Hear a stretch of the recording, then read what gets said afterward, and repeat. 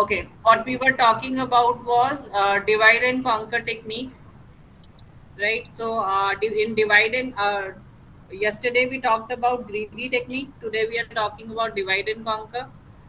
So in divide and conquer, the original problem is divided into two or more sub problems recursively till it is small enough to be solved easily, right? So we have to divide the problem into sub problems like these. Like here, what they are showing is the main problem is there. You're dividing into sub problems, and then those sub problems are solved, and then a solution is combined.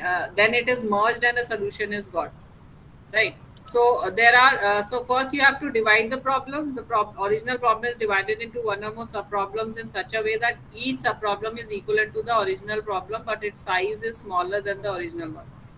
Further subdivision of each sub problem is done till either it is directly solvable or it is impossible to perform subdivision, which indicates that there is a direct solution of the sub problem. So you keep on dividing the solution until either you are getting the solution or it is impossible to divide further on, right? Then you will conquer it. That means in this step each smaller sub problem is solved independently. Then you will combine the solution of each sub problem is combined recursively to generate the solution to the original problem. So here they are talking about now first we are talking about one of the problems, which is suppose we have a merge sort algorithm. So in merge sort, again, we will sort an array using the divide and conquer approach. One of the algorithm is merge sort. So suppose you have this array of elements 7, 6, 1, 5, 4, 3, right? Now if you divide the array into two halves, so if we divide the array into two halves, these three elements here and these three elements here, we have divided the array into two halves, right?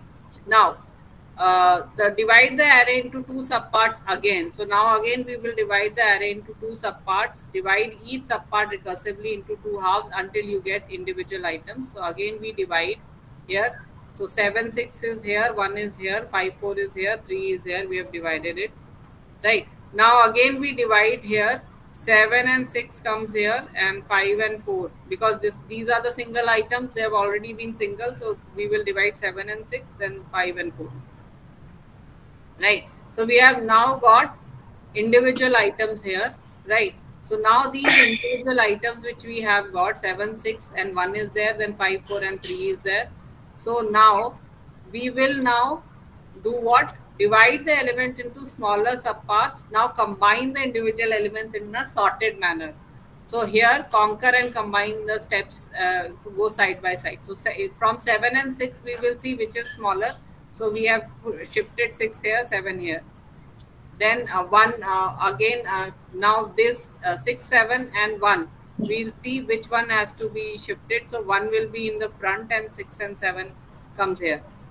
Right. Same here. Again 5 and 4 we will first change. So this step, this 7 and 6 and 5 and 4 will be changed. So 4 comes here, 5 comes here.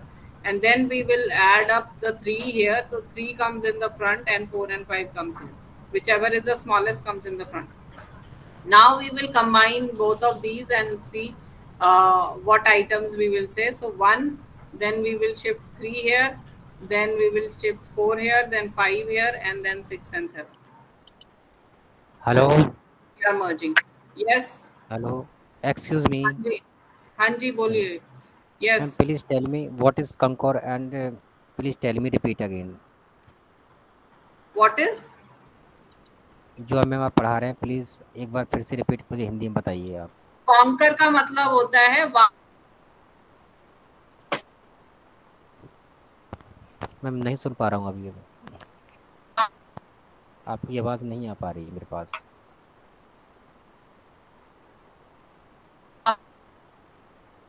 आवाज नहीं आ पा रही. Listen to my voice. Yes yes. Cut के आ रही है ma'am. अभी नहीं आई फिर चली गई. सबको मेरी आवाज आ रही है प्लीज क्लास? जी अब आ रही है. यस मैम आ रही है. Yes ma'am. कट के आ रही है क्या? हाँ मैम अब बताइए मैम हिंदी बताइए मुझे आप. What is conquer? कॉन्कर का मतलब पहले तो आपने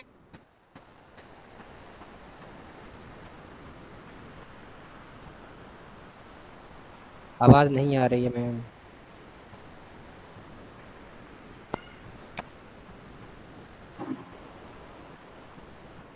Could you please off your camera?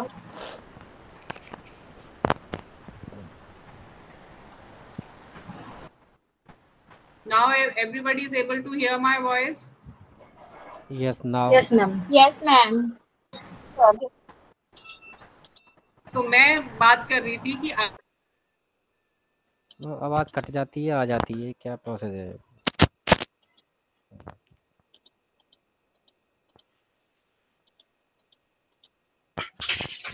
Hello. हाँ जी जी मैम, आवाज़ आपकी आ जाती है फिर चली जाती है, ये कैसे हो सकता है? हो सकता है नेटवर्क में प्रॉब्लम हो, अब उसमें तो मैं कुछ नहीं कर सकती ना नेटवर्क का। जी आप बताइए मैम, आपकी आवाज़ आ रही है, फिर से बताइए आप।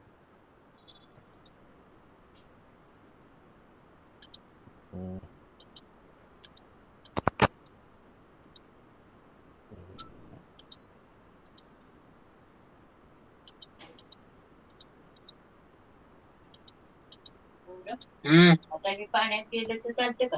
काय तू म्हणला काय अरे उन्हात ठेव दुसरंच ठेवू का? हा ठेव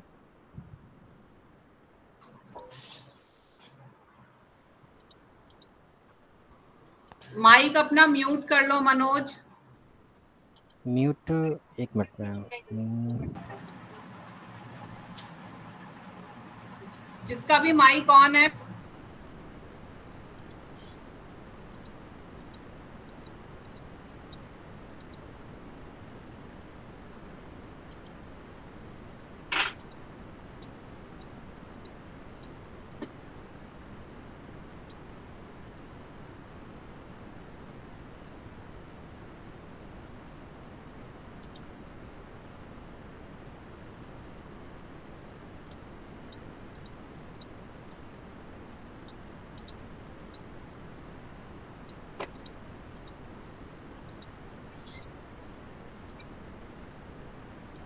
please mute your mic first.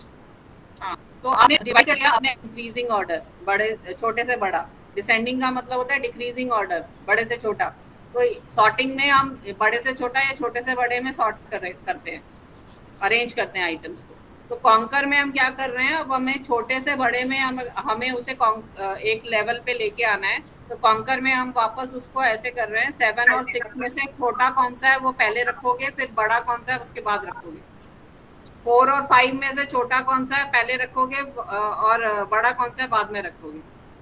अब ये अब 6 और 7 और 1 तीन आइटम हो गए। अब ये तीन आइटम में से छोटा कौन सा सबसे आगे रखोगे, बाद में बड़े बाकी आइटम्स को रखोगे। ऐसे ही 5, 4 और 3 तीन आइटम्स हैं, इनको मर्ज करना है। मर्ज का मतलब समझते हो? मर्ज का मतलब है ज्वाइन करना। अब हम मर्ज करते जा रहे हैं।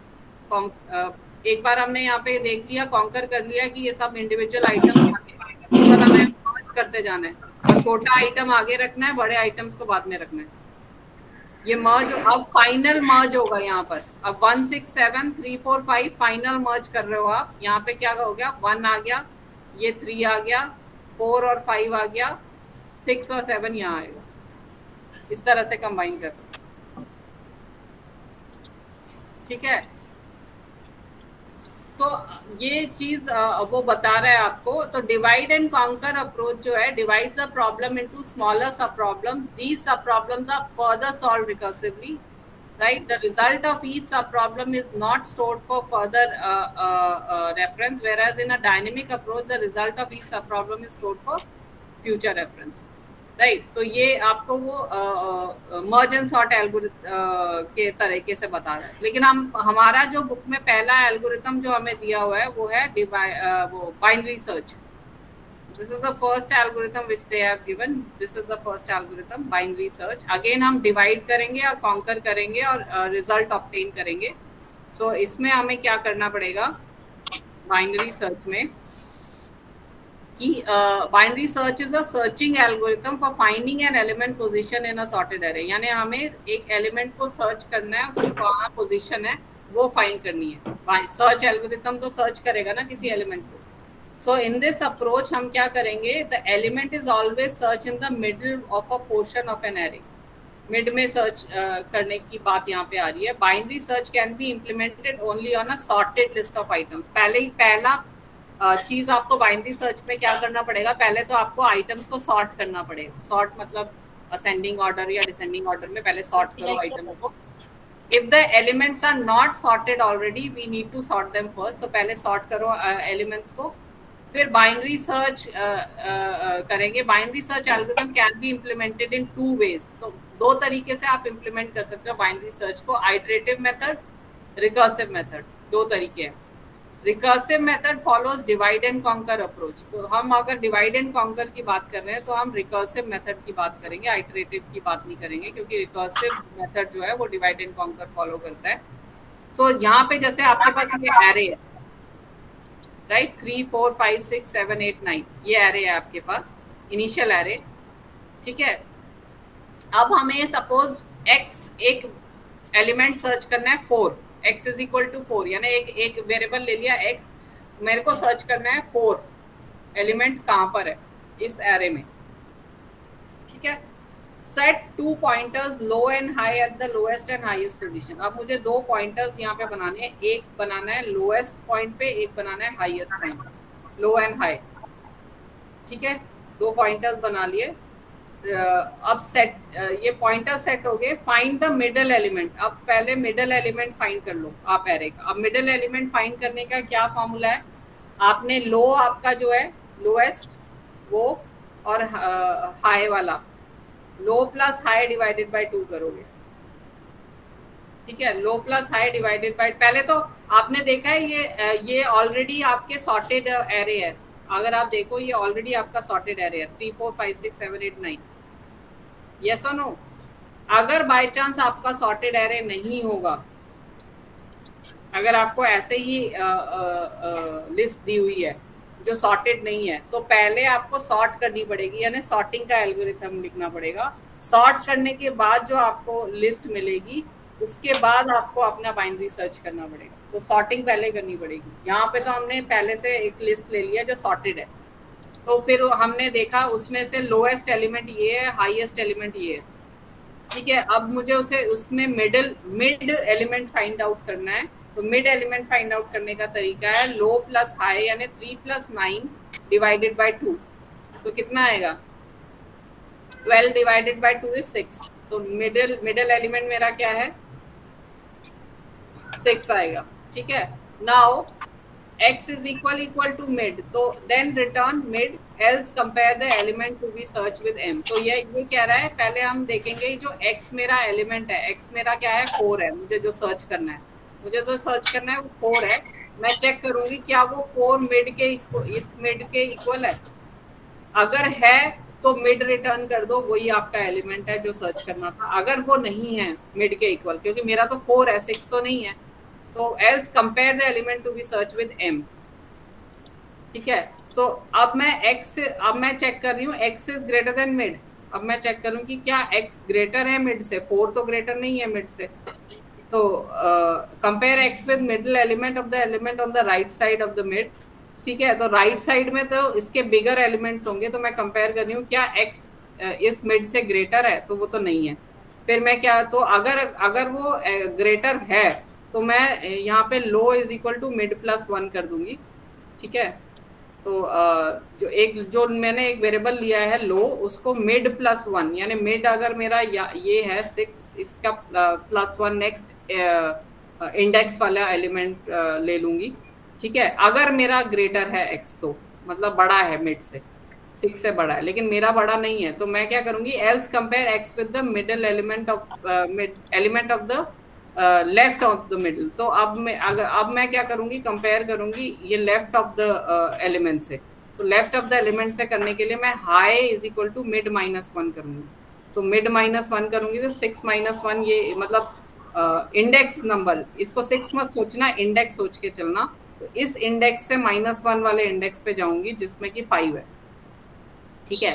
तो 5 वाला अब यहाँ पे आ गया, लो वाला अभी यहीं पर है, मेरा 5 पे आ गया है हाई, ठीक है।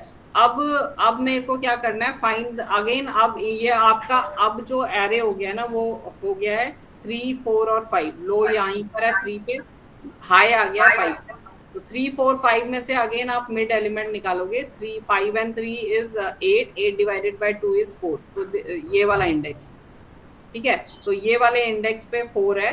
अब आप फिर से यही स्टेप जो हमने यहाँ लिया था, अब आप फिर से चेक करोगे x इक्वल टू मिड है. अगर है तो आप मिड को रिटर्न कर दोगे कि this is your element which you need to search. तो यही हमारा एलिमेंट था जो हमें सर्च करना, right. x is equal to 4 is found. इस तरह से आपका ये बाइनरी सर्च एल्गोरिथम काम करता है, राइट. सो इसका जो प्रोग्राम है वो भी हम देखेंगे जब हम प्रैक्टिकल करेंगे. तो ये आइटरेशन मेथड से सर्च हो रहा है और ये हमारा रिकर्सिव मेथड से सर्च हो रहा है. तो we will talk about that later on. तो this is binary search, right. जो नेक्स्ट चीज, और इसकी बेस बाइनरी सर्च की कम्प्लेक्सिटी जो बेस्ट केस ON है, average case O log n है और worst case O log n करके दी हुई है उन्होंने. मतलब एवरेज और worst case O log n है. तो स्पेस कम्प्लेक्सिटी तो O1 है, that is a separate issue, right. So ये आपको उन्होंने दिया हुआ है. तो यहाँ पे वही एल्गोरिथम उन्होंने बताया हुआ है कि आइटरेटिवली आप कैसे सर्च करोगे, मिडल एलिमेंट से सर्च करोगे. अगर इक्वल है या लेस देन है या ग्रेटर देन है तो किसको आप माइनस करोगे, किसको आप प्लस करोगे. That is what is given. ये एल्गोरिथम दिया हुआ है आपको, राइट. तो उन्होंने वो सर्च करके भी आपको बताया कैसे वो सर्च हो रहा है. तो again you can go through that. उसके बाद आपके सॉर्टिंग एल्गोरिथम्स हैं. हमने अभी मर्ज सॉर्ट देखा. I have already told you merge sort. तो मर्ज सॉर्ट में वही होता है कि आप पहले अपने डिवाइड करते हो एल्गोरिथम को और कॉन्कर करते रहते हो. तो हम मर्ज सॉर्ट भी देखते हैं अगेन. तो यहाँ पे मर्ज सॉर्ट में सपोज आपको ये दिया हुआ है एक list of array. anybody's mic is on? Saurabh Agnihotri, can you mute your mic please? Yes ma'am, sorry. हाँ, तो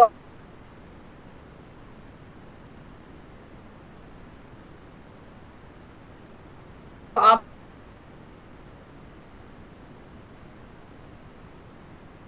अब हम Ma'am, your voice is breaking.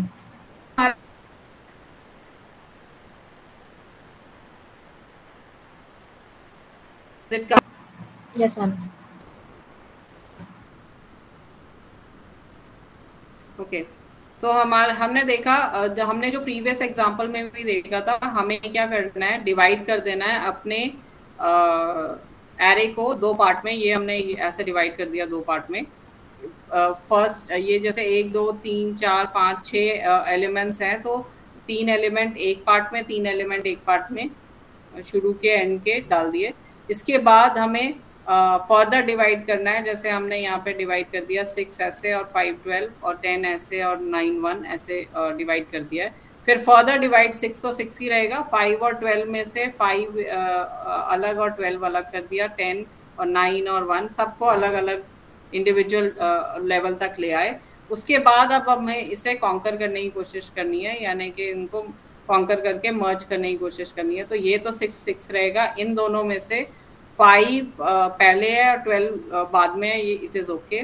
10 ऐसे ही रहेगा. और 1 और 9 और 1 में से 1 पहले आ जाएगा, 9 बाद में आ जाएगा, क्योंकि हम असेंडिंग ऑर्डर में अगर हम सॉर्ट कर रहे हैं, ठीक है. अब हमें 6 5 और 12 में से 5 पहले आएगा, 6 मिडिल में आएगा और 12 आ जाएगा. और यहाँ पे हमारा 1 पहले आएगा, 9 आएगा और फिर 10 आएगा लास्ट में. फिर बाद में इन दोनों को मर्ज कर देना है. फिर हमारा सॉर्टेड एरे हो जाएगा 1 5 6 9 10 एंड 12 दिस वे. तो ये हमें करना है,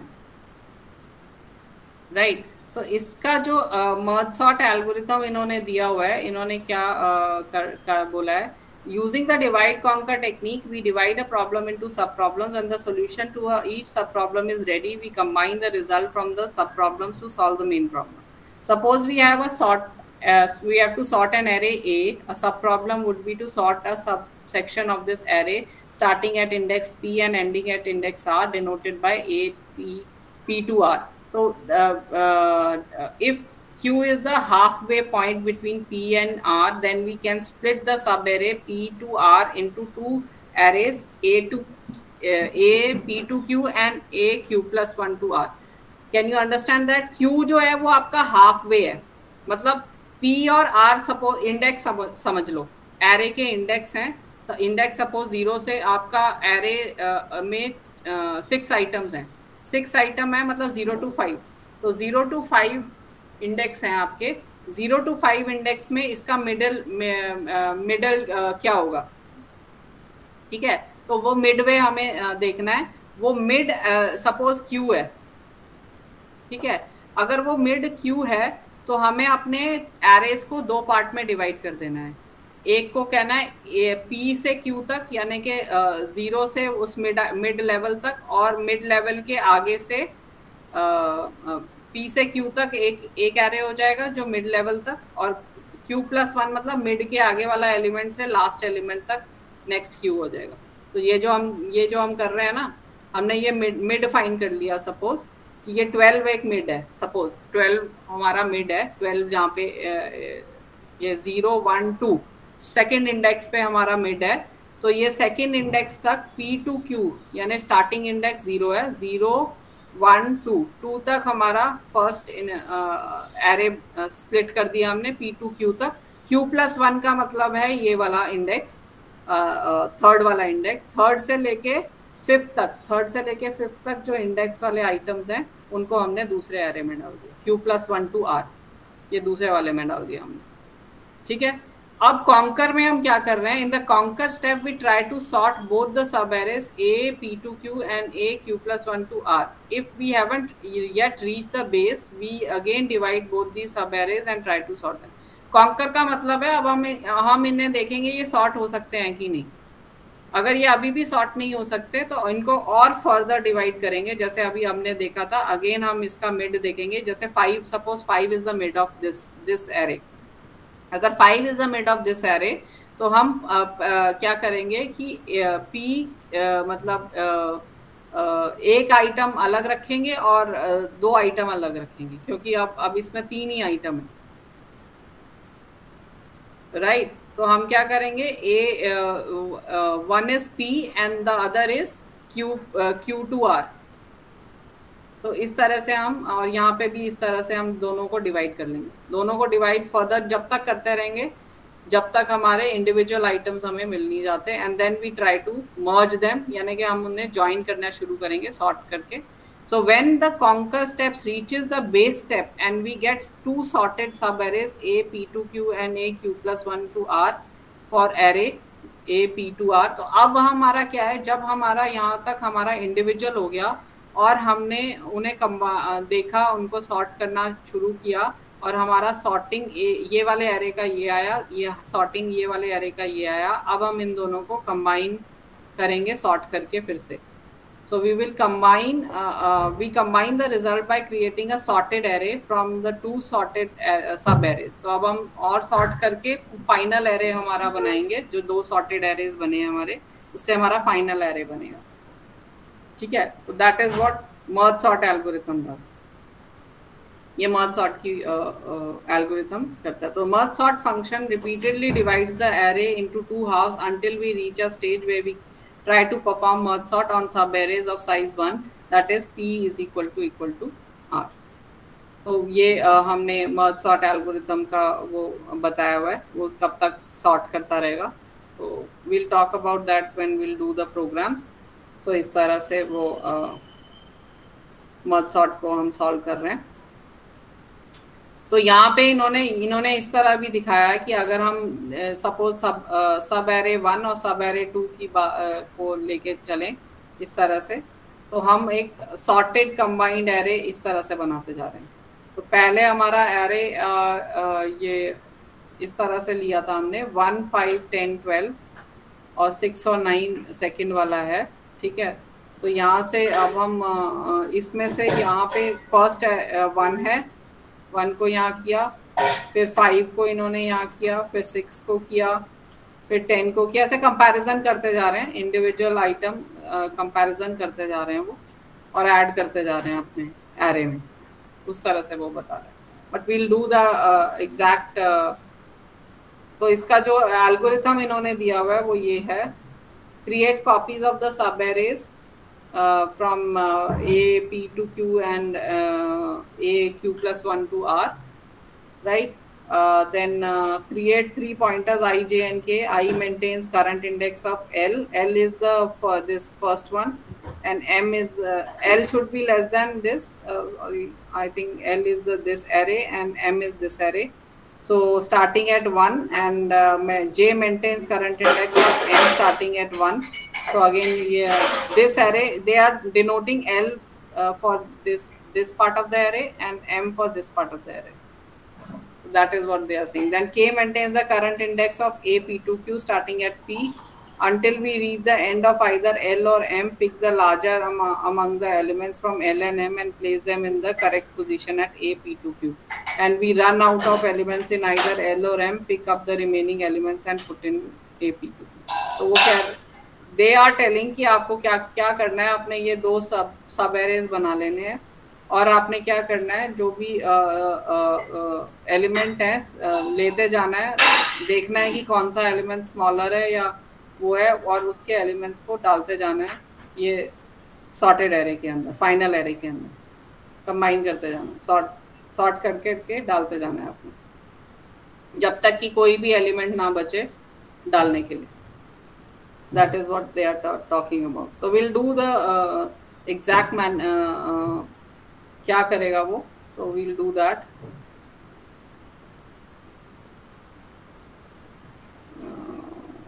What else is there?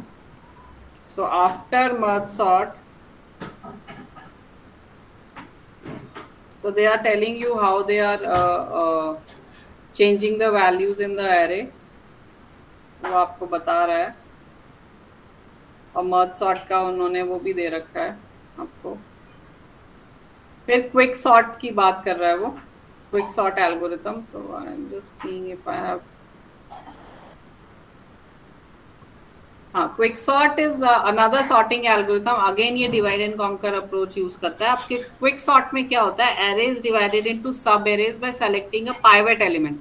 अब आपको एक पाइवेट एलिमेंट सेलेक्ट करना है और उस बेसिस पे आपको डिवाइड करना है आपको सब एरे को. तो while dividing the array, the pivot element should be positioned in such a way that elements less than pivot are kept on the left side and the elements greater than the pivot are on the right side of the pivot.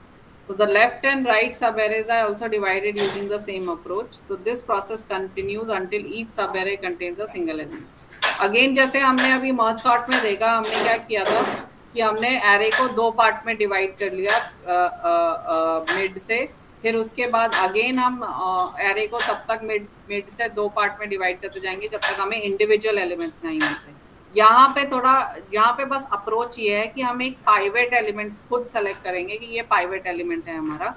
Pivot element के left side में उससे छोटे elements होंगे उसके array के, और pivot element से right side में जो है वो बड़े एलिमेंट्स होंगे. मतलब generally elements greater than pivot are on the right side of the pivot. So the left and right subarrays are also divided using the same. अब फिर से आप जो लेफ्ट में आपने आइटम्स रखे हैं और जो राइट में आइटम्स रखे हैं subarrays, उनको भी अगेन फिर से वैसे ही डिवाइड करोगे. वो पाइवेट ले लोगे, पाइवेट से आप लेफ्ट में इतने आइटम है और राइट में ये वाले आइटम, बड़े वाले राइट में, छोटे वाले इसमें जाएंगे.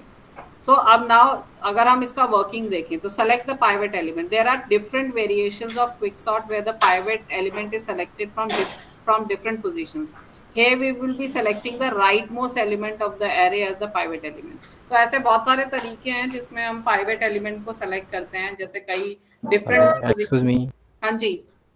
मैम ये pivot elements क्या होता है? पाइवेट एलिमेंट का मतलब है कोई ऐसा एक वैल्यू आपको यहाँ से ले लेनी है, एरे में से कोई भी एक वैल्यू उठानी है, उसको आप इन एलिमेंट लेके चलोगे, उसके बेसिस पे आप अपने एरे को डिवाइड करोगे. समझ में आ रहा है? एक मेन इस ये जो एरे आपको लिस्ट ऑफ एरे दिया हुआ है, इसमें से एक मेन एलिमेंट लेना है आपने, कोई भी एक एलिमेंट उठाना है। जैसे कि यहाँ पे हमने राइट मोस्ट एलिमेंट उठा रहे हैं, ये हमने पाइवेट समझ लिया। पाइवेट मतलब एक एलिमेंट, मेन एलिमेंट। इस एलिमेंट के बेसिस पे हमें अपने एरे को डिवाइड करना है, उसे हम पाइवेट कहते हैं। समझ गए? ठीक है। अब वो आप डिफरेंट पोजीशन सेलेक्ट कर सकते हो पाइवेट की, कि आप ये वाला फर्स्ट वाला सेलेक्ट कर रहे हो कि लास्ट वाला सेलेक्ट कर रहे हो पाइवेट, डिपेंड्स ऑन यू। ठीक है। यहाँ पे वो राइट मोस्ट वाला एरे, राइट मोस्ट वाला एलिमेंट जो है वो पाइवेट एलिमेंट सेलेक्ट कर रहा है, ये वाला 2 जहाँ पे लिखा हुआ है। ठीक है। अब rearrange the array. Now the elements of the array are rearranged so that elements that are smaller than the pivot are put on the left and the elements greater than the pivot are put on the right। तो क्या मैंने select किया ये right most element, अब मुझे क्या करना है, मुझे अपने एरे को अरेंज करना है। कैसे अरेंज करना है? जैसे ये 2 रखा तो 2 के लेफ्ट साइड में इससे छोटे वैल्यूज वाले एलिमेंट्स आएंगे। तो इससे छोटा वैल्यू है 0 और 1, तो 0 और 1 को मैंने इसके लेफ्ट में रख दिया, और इससे बड़े जो एलिमेंट, इससे बड़े जो वैल्यू वाले एलिमेंट्स हैं उनको इसके राइट साइड में रखूंगी। तो 8 7 6 और 9, 8 7 सो ऐसे आएगा, 8 7 6 और 9, इनको मैं यहाँ पे रख दिया। किधर रख दिया?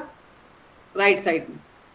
स्मॉलर लेफ्ट साइड में, लार्जर राइट साइड में। इस तरह से अरेंज कर दिया एलिमेंट्स को। कोई भी एक एलिमेंट को आप पाइवेट लेके चल सकते हो यहाँ पे, चाहे आप फर्स्ट एलिमेंट लो, चाहे हम यहाँ पे राइट मोस्ट वाले को लेके चल रहे हैं। ठीक है। अब वो पाइवेट एलिमेंट से आप डिसाइड करोगे, पाइवेट मतलब एक ऐसा मेन एलिमेंट जिसके बेसिस पे आप डिसाइड करोगे कि छोटा उससे छोटे वाले एलिमेंट्स उसके लेफ्ट में आएंगे, उससे बड़े एलिमेंट्स उसके राइट में आएंगे।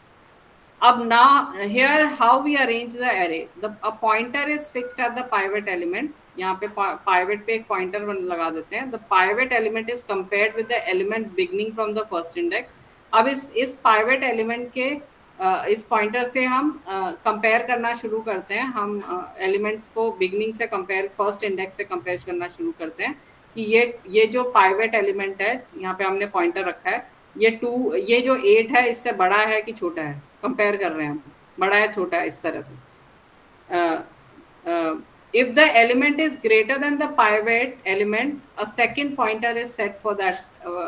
तो अब ये ग्रेटर है तो ये जो सेकंड पॉइंटर है, ये पहला पॉइंटर तो आपका ये पाइवेट एलिमेंट है, दूसरा एक और पॉइंटर मैं यहाँ पे सेट कर रही हूँ जो कि सेकंड पॉइंटर है, जो कि ये यहाँ पे सेट कर दिया। If the element is greater than the pivot element, a second pointer is set for that element। Now pivot is compared with other elements। अब ये pivot ये वाला second pointer set हो चुका है।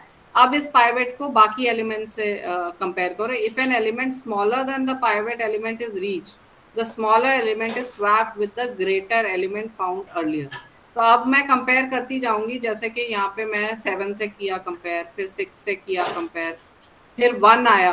अब 1 2 से छोटा है, अगर 1 2 से छोटा है तो मैं क्या करूंगी, मेरे को क्या मिला था, ये जो सेकंड पॉइंटर मैंने सेट किया था जो कि 8 था, बड़ा था 2 से, तो मैं इससे इसको स्वैप कर दूंगी। तो 1 यहाँ चला जाएगा, 8 यहाँ आ जाएगा 1 की जगह।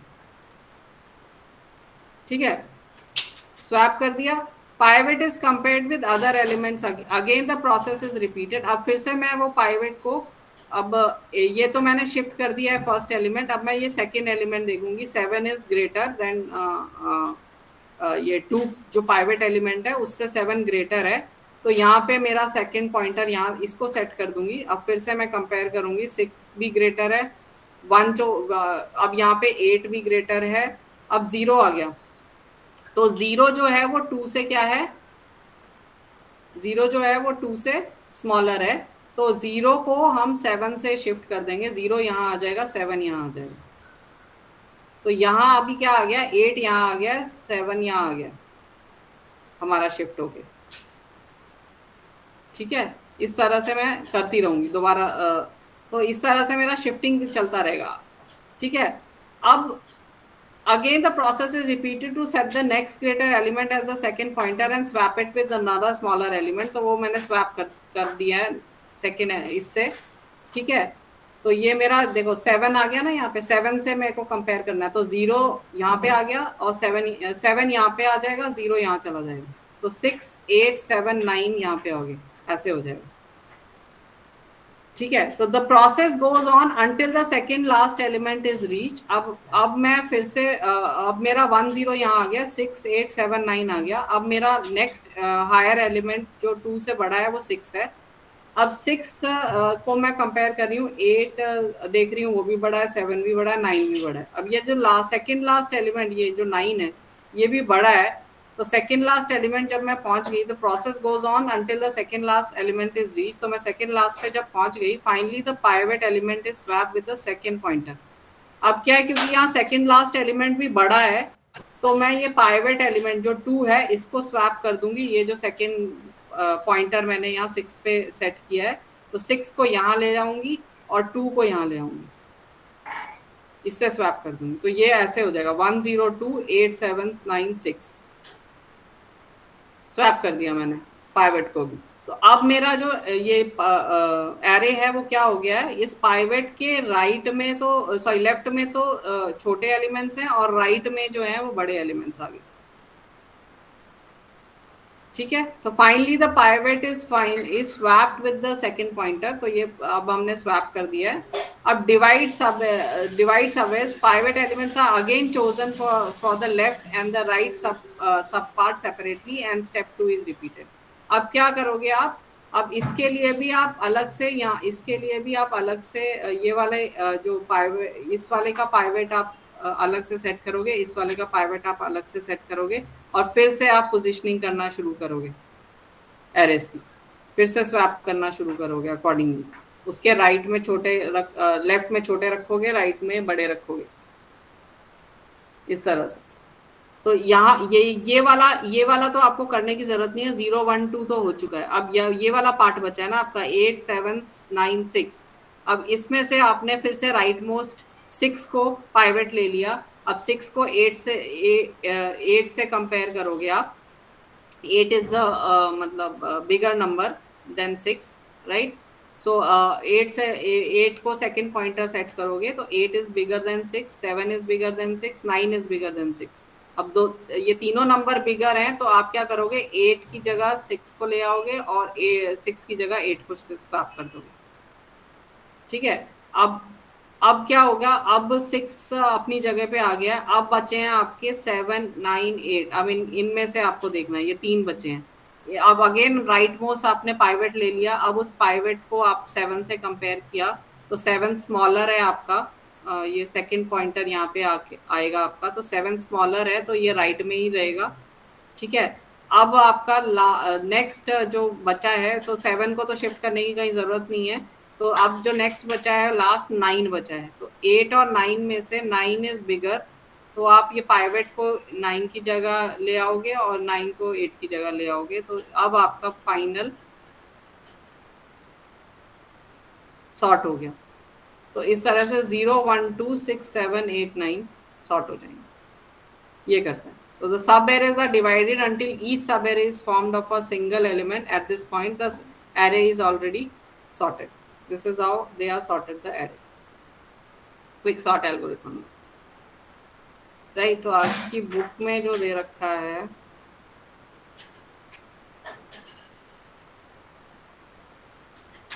आपकी बुक में भी वैसे ही दे रखा है, बट थोड़ा डिफरेंट तरीके से उसे समझाया हुआ है। तो this is how you sort the array into different parts.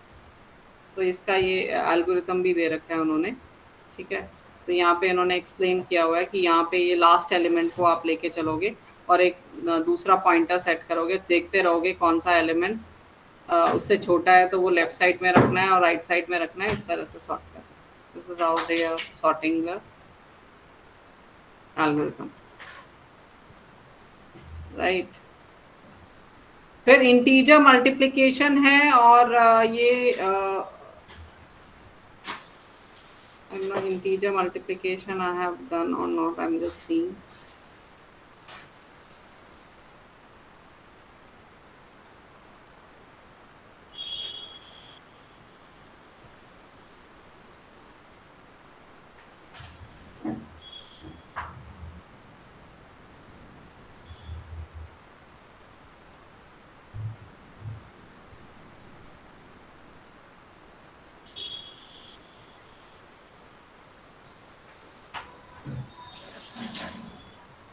तो ये इंटीजर मल्टीप्लिकेशन का भी यहाँ पे है, जिसे हम स्टैटन्स मैट्रिक्स मल्टीप्लिकेशन बोलते हैं, is another algorithm for divide and conquer approach to solve the matrix multiplication problem.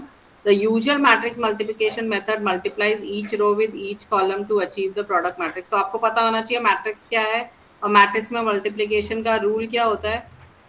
Anybody knows what is the rule for matrix multiplication?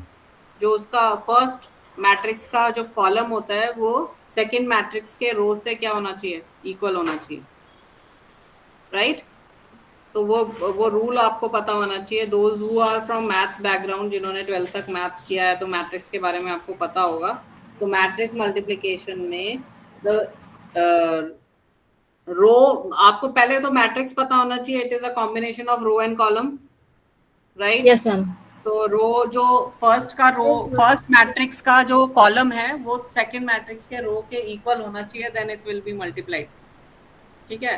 और आपको मल्टीप्लिकेशन में क्या करना पड़ता है? मैट्रिक्स मल्टीप्लिकेशन में हर रो के एलिमेंट को हर कॉलम से मल्टीप्लाई करके एक वैल्यू आएगी. यस, मतलब ऐड करके, मल्टीप्लाई एंड ऐड करके. सो वो चीज यहाँ पे हम बात कर रहे हैं. तो जो ये जो स्टैटन्स मैट्रिक्स मल्टीप्लिकेशन है, ये आपका टाइम कम्प्लेक्सिटी लेती है O(n)³ since it takes 2 loops to multiply, right?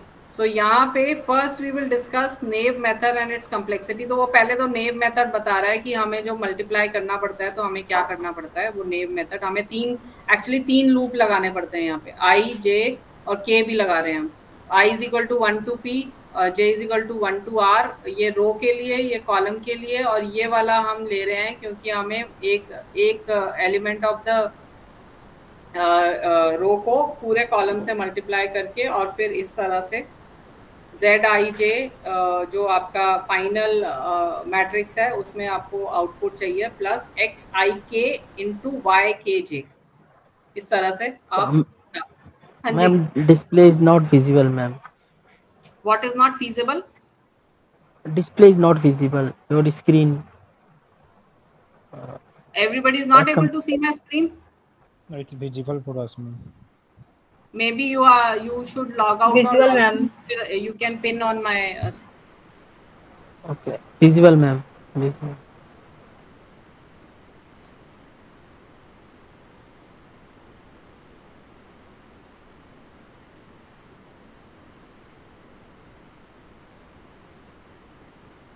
Screen.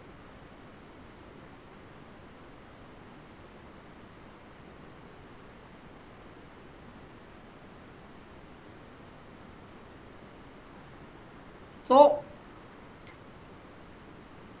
Time consumption can be improved a little bit. तो उसमें 3 लूप्स यूज हो रहे हैं, तो इसलिए हमारा जो लूप का ये कम्प्लेक्सिटी है O(n)³ आ रही है. ठीक है, लेकिन हम इसको थोड़ा बहुत इम्प्रूव कर सकते हैं. कैसे?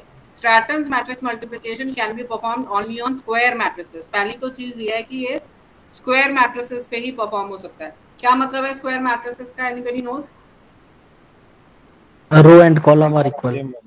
Yes, row and column are equal. Those are square matrices. Order of both the matrices are n to n. ठीक है, तो वो मैट्रिक्स, ये स्ट्रैटन्स मैट्रिक्स मल्टीप्लिकेशन उन्हीं पे अप्लाई होते हैं. Now divide x, y and z into 4, that is n/2 into n/2 matrices as represented below. ये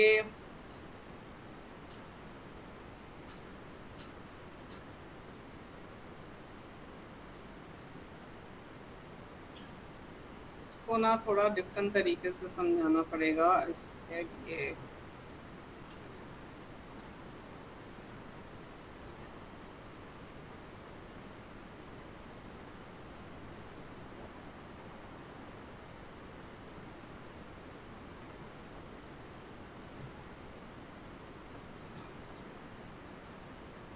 तो यहाँ पर क्या है स्ट्रैटन्स, इसमें इन्होंने एक्सप्लेनेशन नहीं दिया क्या?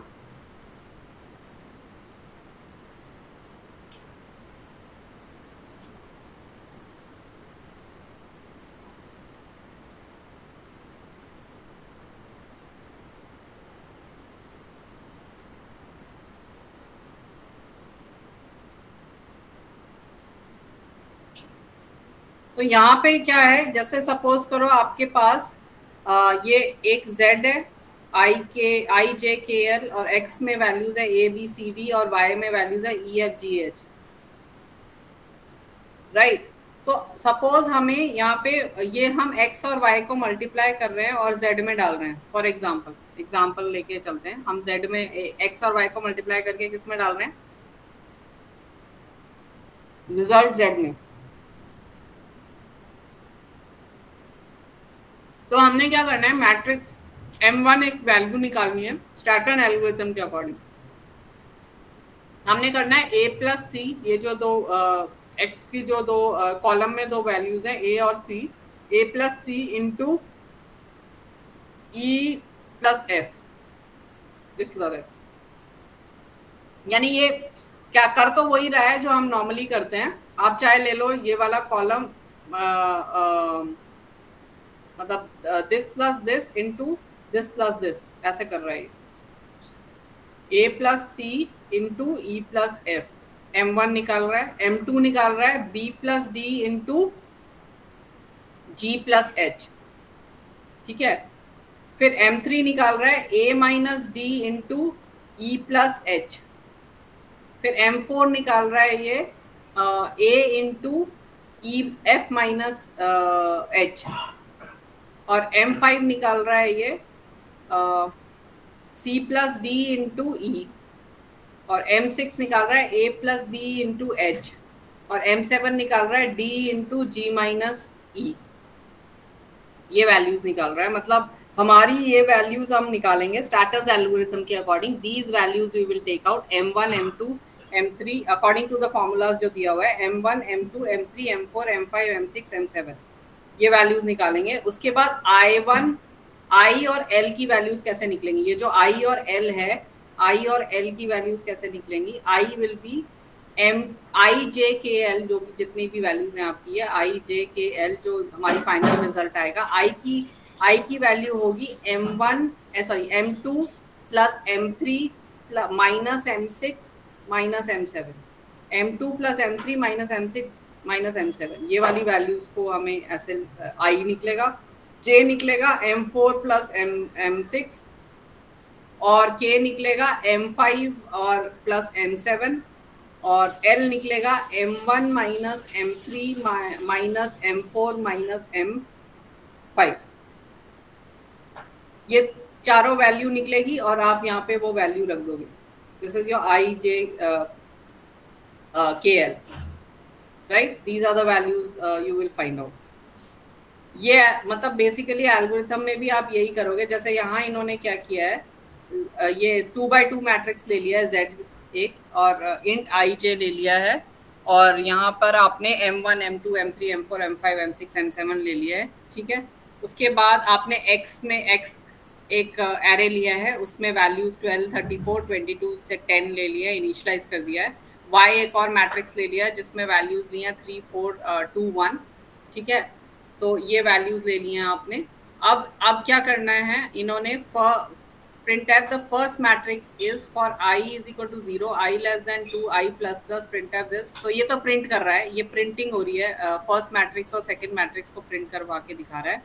तो यहाँ पे अगर आप इसका आउटपुट देखोगे तो ये फर्स्ट मैट्रिक्स प्रिंट हो गया, सेकंड मैट्रिक्स प्रिंट हो गया। We are not concern with that. We have to calculate M1 M2 M3 M4 M5 M6 M7 according to this formula, जो ये फॉर्मूला दिए हुए हैं। According to this formula we have to calculate M1 M2 M3 M4। तो हम वो उस formula के अकॉर्डिंग अपना ये कैलकुलेट करेंगे। x0 plus x11 into y00 plus y11। तो वो आप इंडेक्स नंबर आपको पता होने चाहिए। How do you find out the index number, you know that ना। This is x00 and this is x10, right?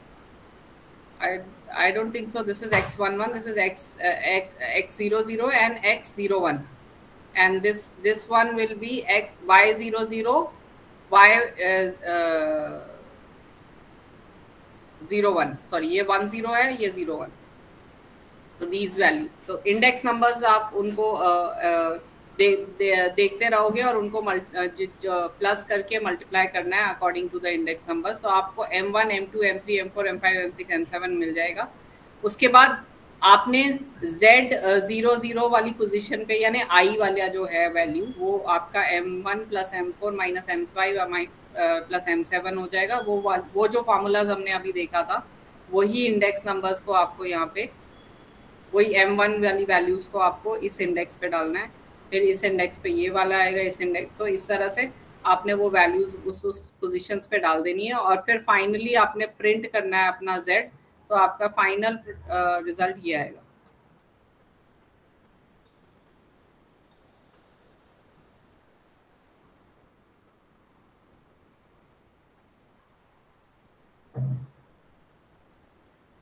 अब अगर आप इस तरह से देखो तो आपको कोई लूप का यूज करना पड़ रहा है except for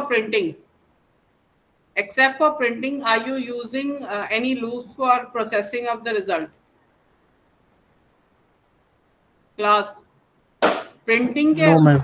कहीं पे आपको प्रोसेस करने के लिए लूप का यूज करना पड़ रहा है यहाँ पे? No, ma'am. तो इसमें क्या आ रहा है, अगर आप वैसे रिजल्ट निकालते हैं तो क्या होता है 12 into 4 प्लस 34 into 1, यस यही होता ना 12 into 4 12 into 3 प्लस 34 into 2 ऐसे ही होता। कितना आता वो 12 into 4 12 into 3 कितना होता 36 प्लस 34 into 2 70. 78 नहीं 68. 68 प्लस 68 यस मैम 68 प्लस 36 कितना हुआ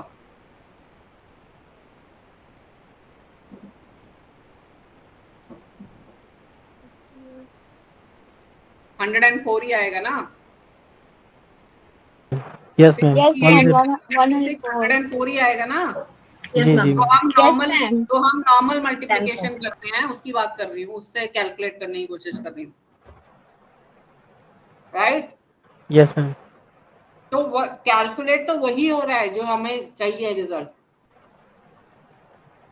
बात तरीका डिफरेंट है क्योंकि हमें क्या करना है, अपने एल्गोरिथम को क्या करना है, उसकी कॉम्प्लेक्सिटी कम करनी है, राइट? Yes, ma'am. इसीलिए ऐसे किया गया। तो बस आपको जानना कुछ नहीं है, स्ट्रैटन्स एल्गोरिथम के अकॉर्डिंग आपको बस ये पता होना चाहिए, this thing you should know, ये पता होना चाहिए। That is the important thing. अगर आपको ये याद है या ये पता है कि ये एल्गोरिथम में इस तरह से कंप्यूटेशन होता है इसका मैट्रिक्स मल्टीप्लिकेशन का, और याद रखना कि स्ट्रैटन्स एल्गोरिथम के अकॉर्डिंग आपका जो ऑर्डर होना चाहिए वो क्या होना चाहिए, Equal होना चाहिए. स्क्वायर मैट्रिक्स होना चाहिए, रो Yes, and yes, column ma'am. Same होने चाहिए, बस बाकी तो ऐसे मल्टीप्लाई कर देगा वो, ठीक है? Yes, ma'am. Any doubts? No, ma'am.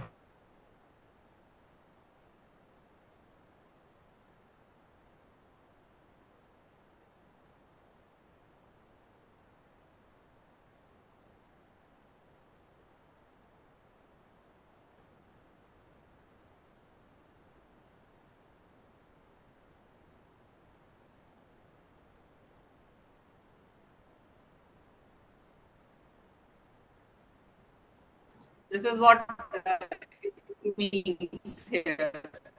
So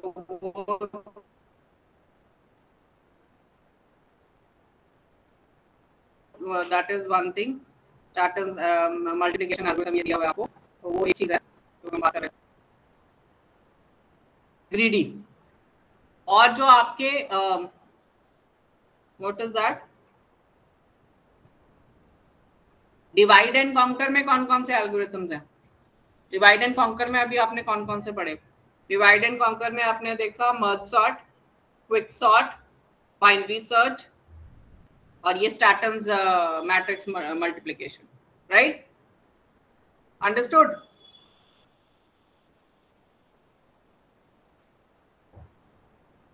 Yes, ma'am. तो ये एल्गोरिथम्स आपको पता होने चाहिए थ्योरेटिकल पॉइंट ऑफ व्यू से अभी बात कर रही हूँ, प्रैक्टिकल पॉइंट ऑफ व्यू से बात नहीं कर रही हूँ कि what these algorithm, how the algorithms are working, how they are being sorted, how they are being done. That is one thing. अब यहाँ पे वो ग्राफ एल्गोरिथम्स की बात कर रहा है, तो ग्राफ एल्गोरिथम्स में दो एल्गोरिथम्स की बात हो रही है यहाँ पे, डेप्थ फर्स्ट सर्च और ब्रेडथ फर्स्ट सर्च।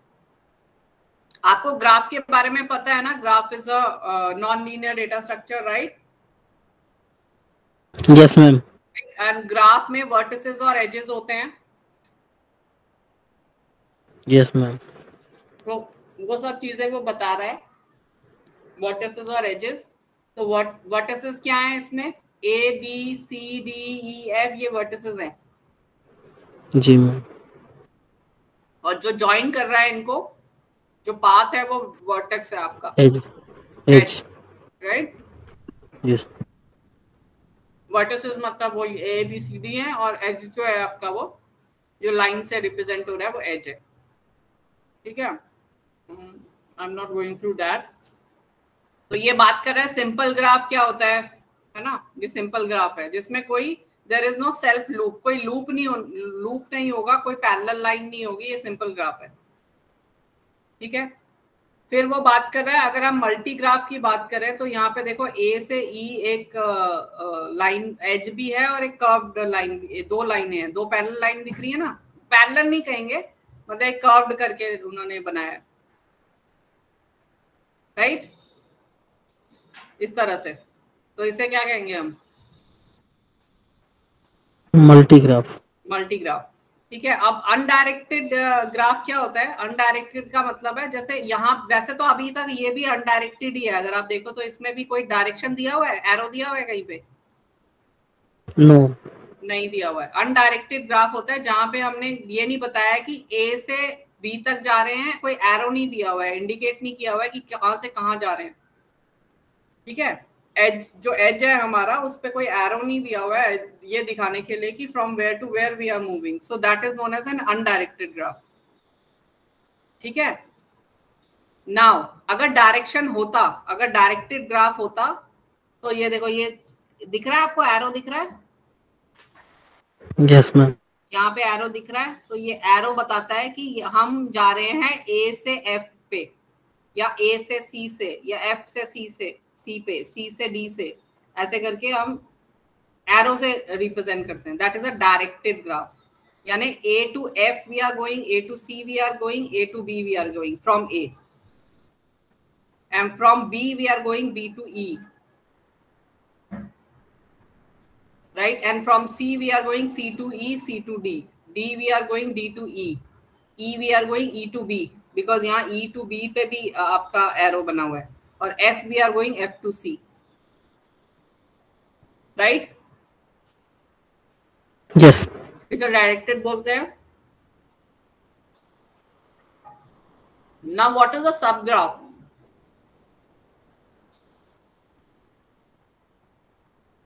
सब ग्राफ सबग्राफ जैसे एक मेन ग्राफ है, फॉर एग्जांपल ये आपका ग्राफ है, राइट? ये आपका ग्राफ है, इसमें से सपोज मैं ये पोर्शन कट कर दूं, तो ये क्या बन जाएगा मेरा? सब ग्राफ। सब ग्राफ। दिस इज व्हाट सब ग्राफ मींस। एक बड़े ग्राफ में से मैंने कुछ एक सेक्शन अलग कर दिया, तो that is known as a subgraph. अब कनेक्टेड ग्राफ, कनेक्टेड ग्राफ क्या होता है? Every pair of two different vertices V और J, there is a path between these two vertices. मतलब जहां पे सब vertices एक दूसरे से कनेक्टेड है, क्या ये वाला ग्राफ कनेक्टेड है? Yes, these are connected ना? No ma'am. 5 to 6, 6 to 7 तो कनेक्टेड है ना? है तो वर्टेक्स किसी से तो कनेक्टेड है ना, ऐसा तो नहीं है खाली छूटा हुआ है, यस। राइट? बट 6, 5 and 7, 5 और 7 नहीं भी कनेक्ट है, कोई दिक्कत नहीं है, लेकिन it is connected to some vertex ना, ऐसे। Okay ma'am. Yes ma'am, at least it is not making a loop, separate vertex तो नहीं है ना, but not making a loop. Not making a loop doesn't matter. Okay ma'am, at least connected to one vertex, vertex. Connected to one vertex, okay ma'am. so that is known as a connected graph. उसके बाद आता है graph representation की, यहाँ पे बात कर रहा है वो। तो यहाँ पे हम एडजेसेंसी मैट्रिक्स की बात कर रहे हैं। तो एडजेसेंसी मैट्रिक्स का क्या मतलब होगा यहाँ पे? यहाँ पे मतलब है adjacency matrix representation is typically used to represent both directed and undirected graph where the concentration of nodes in the graph is dense in nature. Usually in such graphs E is much close to vertex square. Right? तो यहाँ पर जैसे कि अगर हम यहाँ adjacency की बात करें तो यहाँ पे देखो ऐसे मैट्रिक्स बनाओगे आप। बना लिया आपने मैट्रिक्स। कितने एजेस हैं यहाँ पे? A B C D E F, A B C D E F, है ना? 6 total 6। A B C D E F, A B C D E F, दोनों रो और कॉलम दोनों में A B C D E F लिख लिया आपने, matrix बना लिया। ठीक है, ओके मैम। अब आपको निकालना है कि ए से ए तक, ए से बी तक, ए से सी तक, ए से डी तक, ए से ई तक, ए से एफ तक एजेस है कि नहीं है। अगर नहीं है तो 0, अगर है तो 1। Can you understand that? Yes ma'am. तो आपने ए से ए तक तो कोई एज नहीं है तो 0। ए से बी एज है तो 1। Yes. ए से सी एज है तो 1। ए से डी एज नहीं है, पर ए से डायरेक्टली नहीं है, डायरेक्ट नहीं है, पर इनडायरेक्ट तो है। वाया बी हो सकता है मैम। चलो ठीक है, तो हमने 1 कर दिया। ए से ई, अब तो ऐसे तो ए से ई में भी हम जा सकते हैं।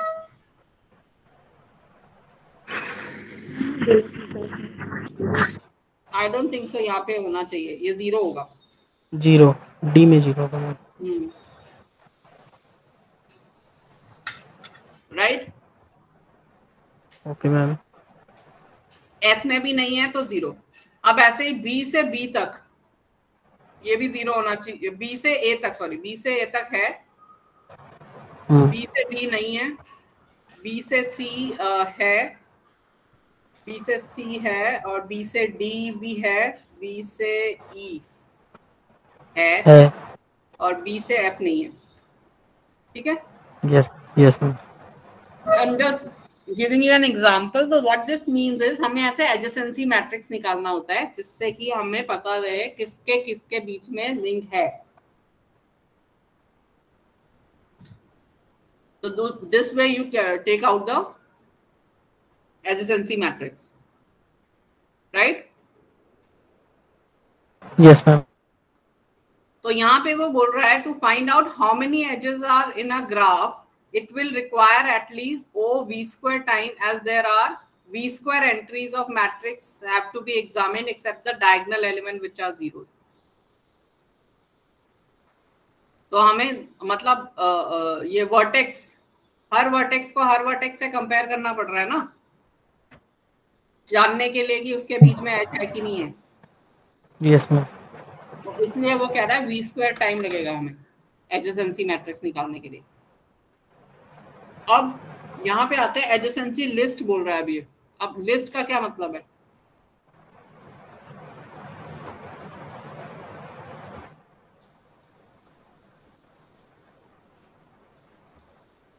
अब यहाँ पे इन्होंने 0 1 2 4 3 ये 3 4 ये आपके वर्टेक्स हैं।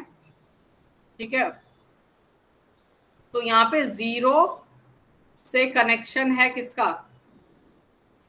0 से कनेक्शन है 1 का, 0 से कनेक्शन है 4 का। Can you see that? Yes. तो हमने ये एक लिस्ट बन गया। 0 से दो एज, दो वर्टेक्स कनेक्टेड है, एक 1 है एक 4 है। अब 1 से कितने कनेक्टेड है? 1 से 0 भी कनेक्टेड है, 1 से 2 भी कनेक्टेड है, 1 से 3 भी कनेक्टेड है, 1 से 4 भी कनेक्टेड है। राइट? जी मैम। ऐसे ही 3 से हम देखेंगे, 3 से 1 भी कनेक्टेड है, 3 से 4 कनेक्टेड है, 3 से 2 कनेक्टेड है।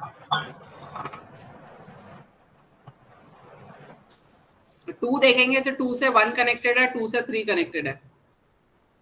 4 देखेंगे तो 4 से 1 कनेक्टेड है, 4 से 0 भी कनेक्ट है, 4 से 3 भी कनेक्ट है। राइट?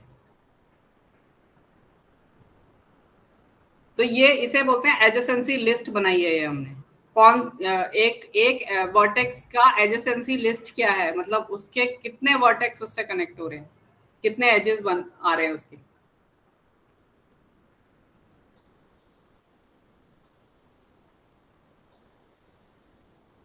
तो ये वो बता रहा है, मतलब आपको एक्सप्लेन कर रहा है थोड़ा थोड़ा। आपने अगर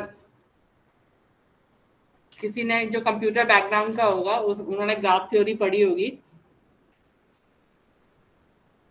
तो ये थोड़ा सा एक्सप्लेन कर रहा है बस उसी को। Now we go to graph traversal algorithms. तो इसमें है डेप्थ फर्स्ट सर्च है और ब्रेथ फर्स्ट सर्च है। एल्गोरिथम उन्होंने दिया हुआ है। डेप्थ से क्या मतलब समझ में आता है? Can anybody tell me what is depth?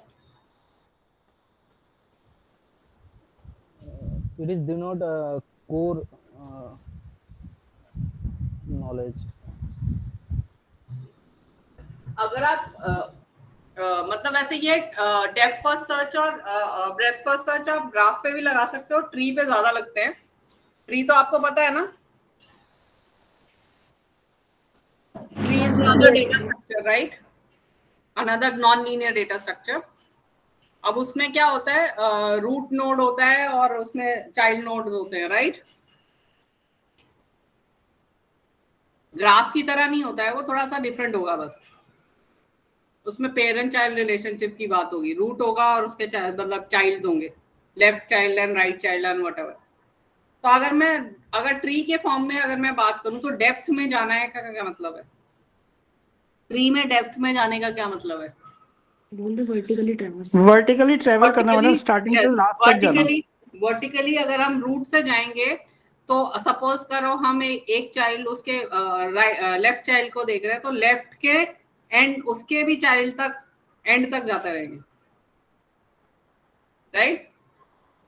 Root से उसका लेफ्ट चाइल्ड देख रहे हैं, लेफ्ट चाइल्ड के भी एंड तक हम डेप्थ तक जाएंगे। अगर हमें मतलब वो पर्टिकुलर एलिमेंट जो हम सर्च कर रहे हैं वो उस डेप्थ में मिल गया, अगर तो वेल एंड गुड। अगर नहीं मिला तो अब हम क्या करेंगे, फिर बैक ट्रैक करेंगे, हम वापस कहाँ आएंगे?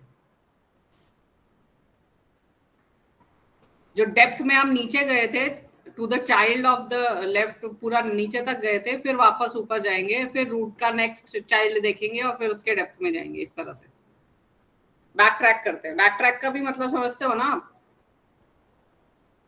Everybody understand what is back tracking? To go back. To go back. I'm just seeing कि I have given some. No, I have not done that. So let us see, no problems. So depth first search starts with an arbitrary vertex. तो अगर हम graph की बात करें, एक vertex से हम स्टार्ट करते हैं and traverses to the deepest node as far as possible and then backtracks. So algorithm proceeds as follows. It starts with the selecting an arbitrary vertex as start vertex, then traverses the next node W, यानी adjacent to the starting vertex V. तो हम क्या करते हैं, हमारा start vertex जो भी है वहां से स्टार्ट करते हैं।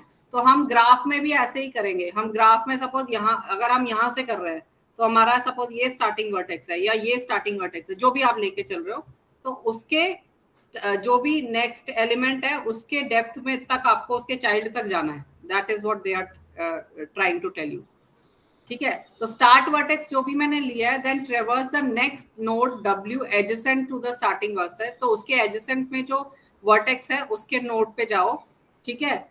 The process of traversing the unexplored node adjacent to the previous node W and continues till it finds no adjacent node is left to be examined. तो हमें तब तक जाना है जब तक उसके और आगे कोई नोड नहीं है, एडजेसेंट नोड नहीं है ट्रैवर्स करने को। तो ये जो हमने एडजेसेंसी लिस्ट निकाली थी ना, जैसे अगर हम 0 को सेलेक्ट कर लें, पहला, समझ में आ रहा है?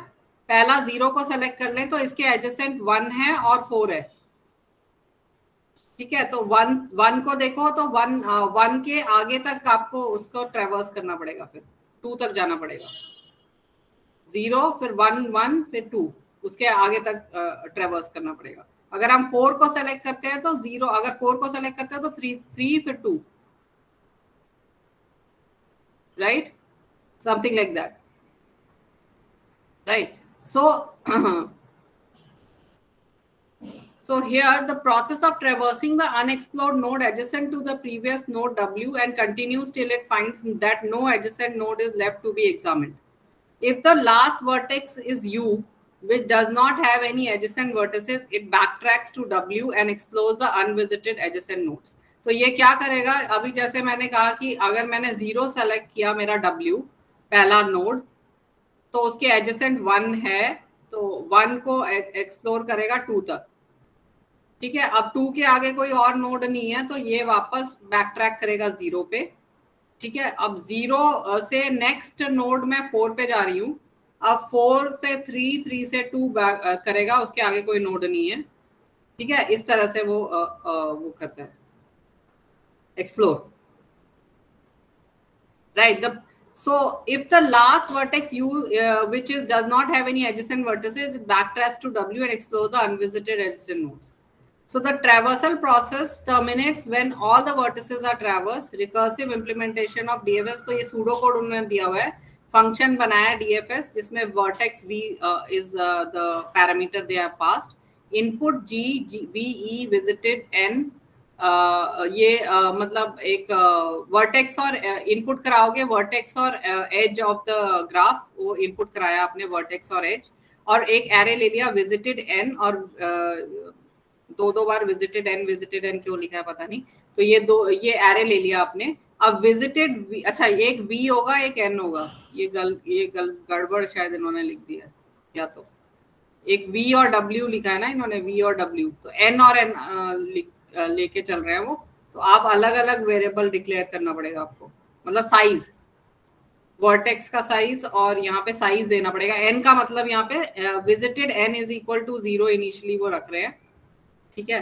तो N will be the size of the array, that means इतने आपके वो है. सो विजिटेड वी यानी vertex is equal to 1, right. For each vertex W adjacent to V do, जब हम चेक करेंगे जो हमारा पहला वर्टेक्स है, ये जो पहला वर्टेक्स हम ले रहे हैं, जो भी वर्टेक्स हो, जैसे यहाँ पे इन्होंने 1 लिया है, आपका जो भी वर्टेक्स वैल्यू हो वो आपने लेके लेनी है पहली.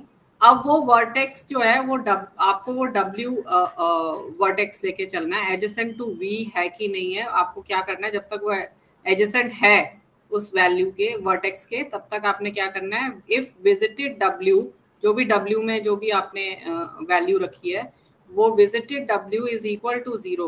अगर वो इक्वल टू 0 है, if vertex W is not yet visited, तो DFS W, तो W को उस वर्टेक्स को विजिट करो, और तब तक करते रहो जब तक आपका लास्ट, मतलब वो 0 ना हो जाए, वर्टेक्स 0 ना हो जाए, तब तक आपको विजिट करना है. ये मैम जब बैक ट्रैक पे जाएंगे तो ऑलवेज स्टार्ट विद रूट. हाँ, always start with the root, with the W. Okay ma'am. वापस क्योंकि ये फॉर लूप वो ये वर्टेक्स को ही लेके चल रहा है ना, फॉर लूप चला रहे हो ना वापस. जी मैम. जब तक आप 0 तक नहीं पहुंच जा रहे तब वापस बैक ट्रैक करके W पे पहुंच जाओ. तो हम सर्च कर रहे हैं किसी पर्टिकुलर एलिमेंट का, तो जैसे फॉर एग्जांपल ये यहाँ पे लेके चल रहा है, ये इसका ग्राफ है, ठीक है. तो आपका ग्राफ है 1 2 3 4 5 6 7 8 ये आइटम्स है, मतलब वर्टेक्स है इसमें, 8 vertex are there from 1 to this. So the इसको अब सपोज करो ये हमारा रूट वर्टेक्स है 1, ठीक है. अब 1 से 2 अगर हम जा रहे हैं, तो 2 से 3 फिर 4 यहाँ तक जाना पड़ेगा हमें, और हमें कोई अब इसमें होगा क्या, हमें कोई पर्टिकुलर एलिमेंट सर्च करना है. सपोज मुझे सर्च करना है 5. Yes ma'am.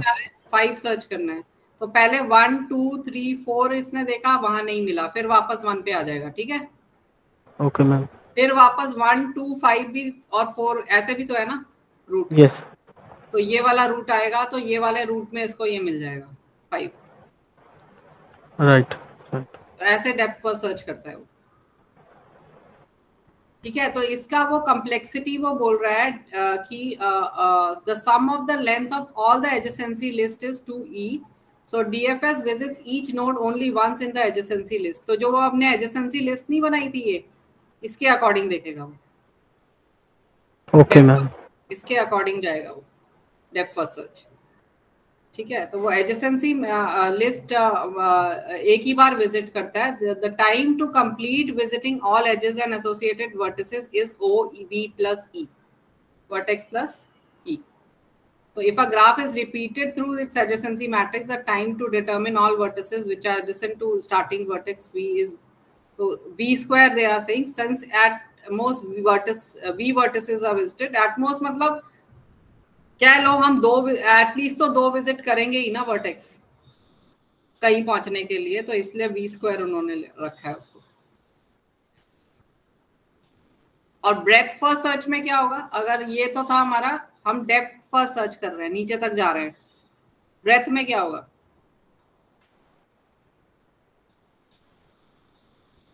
ब्रेथ में वो क्या करता है, जैसे ये साइड बाय साइड, हाँ रूट है 1, तो सिबलिंग्स को देखेगा साइड बाय साइड ऐसे हॉरिजॉन्टली, वर्टिकली नहीं देखेगा. तो breadth first search is a graph searching algorithm which starts from an arbitrary vertex as a starting vertex and visits all its adjacent vertices at the first level and then moves at the second level to visit all the unvisited vertices which are adjacent to vertices at the first level vertices and so on. So Dijakra's single source shortest path algorithm and Prim's minimum cost spanning tree problem uses ideas similar to BFS.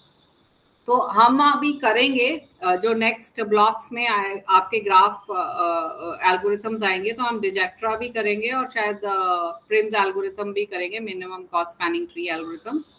तो ये algorithms ये BFS type को ही follow करता है, मतलब similar kind of idea उनका भी यही है. तो इसमें क्या कर रहा है वो कि वो विजिट पहले एक आर्बिट्ररी वर्टेक्स लेगा स्टार्टिंग पॉइंट को, फिर वो विजिट करेगा उसके adjacent vertex at the first level and then move at the second level to visit all the unvisited vertices which are adjacent to vertices at the first level. तो अब वो क्या कर रहा है कि पहला ये वाला अगर आपका स्टार्टिंग वर्टेक्स है तो उसने देखा ये एडजेसेंट वर्टेक्स 2 है और 2 के एडजेसेंट क्या है और दूसरा एडजेसेंट क्या है 8 है, ये वर्टेक्स पहले विजिट करेगा. फिर इनमें नहीं पाया जाएगा, फिर वो नेक्स्ट एडजेसेंट वर्टिसेस देखेगा, ठीक है, 6 देखेगा, ठीक है. तो फिर वो इसको रूट लेके चलेगा, फिर इनके एडजेसेंट लेके चलेगा, फिर इसको रूट लेके चलेगा, इसके एडजेसेंट लेके चलेगा, इस तरह से करेगा, ठीक है. तो ये वो कह रहा है. तो यहाँ पे आगे क्या बोल रहा है, BFS algorithm starts with arbitrary vertex 1 and then visits all its adjacency vertices 2, 6 and 8. तो 2, 1 जो है वो 2 भी है, 6 भी है, 8 भी है, एक ही लेवल पे है ना ये 2, 6, 8, राइट. 1 से 2 भी जा रहा है, 1 से 6 पे जा रहा है, 1 से 8 पे जा रहा है. यस और no? Yes ma'am. First order 2, 6, 8 ये इनको विजिट करेगा ब्रेथ फर्स्ट सर्च में. Nodes at the first level, ये फर्स्ट लेवल पे है. Instead of discovering the deepest, depth first search में हम डीपेस्ट जा रहे थे एक नोड से दूसरे नोड में, लेकिन यहाँ पे हम हॉरिजॉन्टल जाएंगे. At the next level, the second level, it will visit the adjacent node vertices of 2, 6 and 8. तो अब वो सेकेंड लेवल पे ये 2, 6 और 8 के एडजेसेंट जाएगा. तो 2 के जाएगा तो कितना, कौन कौन से वर्टिसेस आएंगे, 3 and 5. यस. और 6 के जाएगा तो 7 और 8 के जाएगा 7 and 1. नहीं 8, 6 और 8 के 7 ही आएगा ना. 1 पर वापस बैक ट्रैक थोड़ी कर रही हूँ मैं अभी. Okay ma'am. फिर अगर इनमें भी नहीं मिलता है, फिर नेक्स्ट लेवल हम जाएंगे 3 और 5, क्योंकि 6 और 7 खत्म हो गया यहाँ पे ना, ये वाला साइड, तो ये वाला साइड आगे तो है नहीं. अब 3 और 5 से विजिट करेंगे तो 4 है नेक्स्ट. यस तो इस मैम. तरह से हमें सर्च करना है. ये ब्रेथ फर्स्ट सर्च है. This is how we are searching in breadth first search, right. वही एक्सप्लेन कर रहा है वो यहाँ पे. तो final output of breadth first search will be 1, 2, 6, 8. पहले तो 1 से स्टार्ट हुआ, फिर 2, 6, 8 गया, ठीक है, फिर 3, 5 गया और 7 गया, राइट. फिर 4 गया. यस और नो? Yes ma'am. 6, 8, 3, 5, 7 और 4, इस तरह से. तो ये एल्गोरिथम उन्होंने दिया हुआ है. इन्होंने बोला है हम एक फंक्शन BFS इन्होंने बनाया, वर्टेक्स V पास किया, उसके अंदर starting V is starting node of a graph. तो V जो है आपका स्टार्टिंग नोड है, जो भी आप पास करो इसमें पहला नोड, हमारा v हम 1 पास कर रहे हैं, जो भी पास कर रहे हैं, let q be the q data structure. q data structure यहाँ पे यूज कर रहा है वो. q follows what, first in first out, right. तो q डेटा स्ट्रक्चर फॉलो कर रहा है और q में q डॉट इंसर्ट v, यहाँ पे हम insert s in q until all its neighbor vertices are marked. तो यहाँ पे हम इंसर्ट कर रहे हैं visited v is equal to 1. तो visited will mark a vertex 1 if it is visited, otherwise 0. तो वो कह रहा है अगर विजिट कर लिया हमने वो वर्टेक्स तो वो 1 मार्क कर देगा, अगर विजिट नहीं किया तो हम 0, उसको वो 0 मार्क रहेगा विजिटेड v. ठीक है. फिर हम प्रिंट कर रहे हैं q, यानी कि वो जो हमारी लिस्ट ये q जो q है, q बनाया हमने. While q is not empty, तो remove that vertex from q whose neighbor will be visited now. ठीक है. तो यहाँ पे हम उस एलिमेंट को रिमूव कर देंगे q में से जिसको हमें विजिट करना है. For all neighbours w of v in a graph g, if w is not visited, q dot insert w, store w in q to further visit neighbors. तो ऐसे हम क्या इसमें वो क्या करता जा रहा है और visited w is equal to 1 कर रहा है, प्रिंट q कर रहा है. तो इसमें हम क्या कर रहे हैं, पहले हम पहले वाले एलिमेंट को देखें. ये वाला एलिमेंट हमने लिया, इसके एडजेसेंट एलिमेंट्स हम देखेंगे, मतलब विजिट करने हैं एडजेसेंट एलिमेंट्स 2, 6 और 8 है. ठीक है. अब 2, 6 और 8 में से देखा कि है कि नहीं है. 2, 6 और 8 विजिट करने के बाद हम ये वाला एलिमेंट उस क्यू से हटा देंगे. अब ये वाले एलिमेंट्स रह गए हमारे. अब ये वाले एलिमेंट्स में से ये वाला एलिमेंट लिया और इसके एलिमेंट्स देखे कि ये कौन से एडजेसेंट एलिमेंट्स हैं जो कि ब्रेथ फर्स्ट सर्च में देखने हैं. 3 और 5 है और 6 के 7 है. फिर ये वाले एलिमेंट, ये वाले को हम हटा देंगे और ये वाले एलिमेंट्स को देखेंगे. फिर इसमें से हमारा 4 नेक्स्ट एलिमेंट है. वो चीज़ हम ये एल्गोरिथम के थ्रू कर रहे हैं. That is what they are trying to do. और अगर हमने विजिट कर लिया है उसको तो 1 लगा देंगे और अगर नहीं विजिट किया है तो 0 कर देंगे. विजिटेड 1, मार्क विजिटर्स 1 और नॉट विजिटेड तो 0 होगा. राइट. तो यहाँ पे वो कह रहा है इस एल्गोरिथम की टाइम कम्प्लेक्सिटी है O v plus E. v plus E का मतलब है vertices plus edges. So OV is a total time taken to complete queue operations, insertion and deletion of vertices. Insertion and deletion of a simple vertex takes O1 unit of time. Since there are V number of vertices in the graph, it will take OV time. The time taken to traverse each adjacency list only once is OE. So the time will be OV plus E. That is vertices plus edges का time जो लगेगा.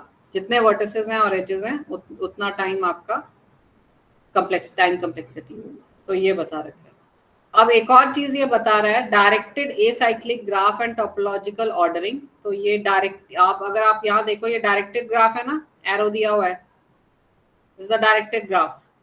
Vertices और उसके edges directed है. तो अब इसको acyclic graph क्यों बोला गया है? A directed graph without a cycle is called a directed acyclic graph. क्या यहाँ पे कोई साइकिल है? साइकिल किसको बोलते हो आप? वन डायरेक्शन में मूव करेगा, इन एनी डायरेक्शन. ठीक है. तो इसमें साइकिल है? नो. तो इसे हम क्या बोलेंगे? Directed acyclic graph. इसीलिए क्योंकि इसमें कोई साइकिल नहीं है. ओके. ठीक है ना. तो यहाँ पर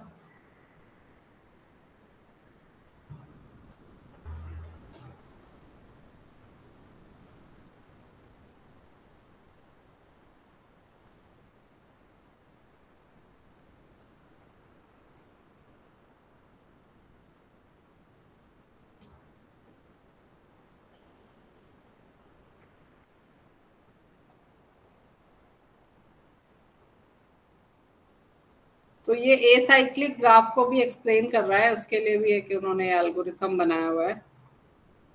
ये टोपोलॉजिकल ऑर्डरिंग करनी है अगर हमें. तो टोपोलॉजिकल ऑर्डरिंग क्या करता है? In this graph except vertex v1 all other vertices are dependent upon other vertices. तो अगर आप v1 को छोड़ दो तो बाकी vertices dependent on all other vertices.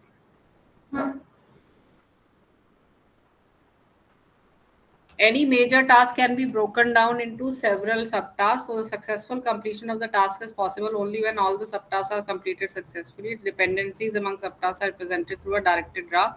In such represent subtasks are represented through vertices, and an edge between the two vertices define a procedure relation. After showing dependency, the next task is to ordering of the subtask for execution. This is called topological sorting or topological ordering.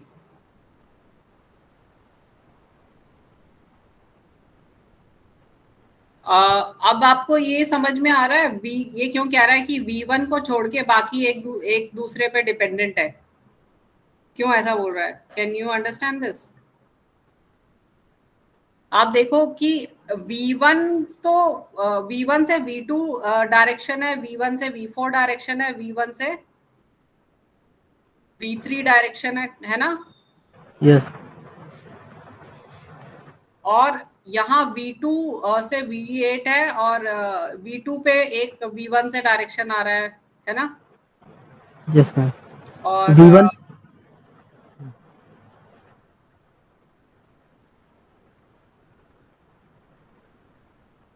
V5 पे भी direction आ रहा है, V3 पे भी direction आ रहा है, V4 पे भी कितने सारे डायरेक्शन आ रहा है, V6 पे भी आ रहा है, V7 पे भी आ रहा है, V8 पे भी आ रहा है, जो उस वर्टेक्स को डायरेक्टेड है।